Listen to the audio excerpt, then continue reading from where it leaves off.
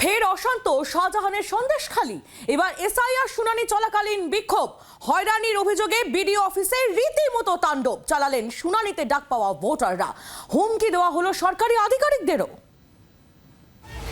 SIR নামে হয়রানির অভিযোগে রাজ্যের নানা প্রান্তে ক্ষোভ বিক্ষোভ বাড়ছে।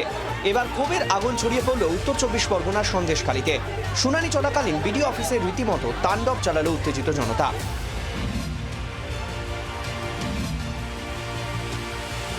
মঙ্গলবার সন্দেশখালী 1 নম্বর ব্লকের বিডিও অফিসে এসআইআর এর শুনানি চলছিল। হঠাৎ করে উত্তপ্ত হয়ে ওঠে পরিস্থিতি। জানা গিয়েছে একদল দুষ্কৃতী আচমকায় বিডিও অফিসে ঢুকে ব্যাপক ভাঙচুর চালায়। অফিসের ভেতরে রাখা একাধিক গুরুত্বপূর্ণ সরকারি নথি তছনছ করে দেয়। হুমকি দেওয়া হয় সরকারি আধিকারিকদের। যারা হিয়ারিং এসেছিল তাদের মধ্যেই কোনো দুষ্কৃতী নবাবর্ণ মানুষ হিয়ারিংয়ের সময় ভাঙচুর করেছে। আমার টেবিল থেকে শুরু করে আমার অফিসের কম্পিউটার, যেটা আমার মিটিং রুমে রয়েছে, এবং আমাদের হিয়ারিং অফিসার, আমারই নিজস্ব হিয়ারিং ছিল, মাইক্রো অবজারভার ছিল।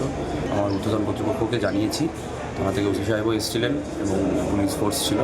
লাইন করে ঠিকভাবেই হিয়ারিং হচ্ছে।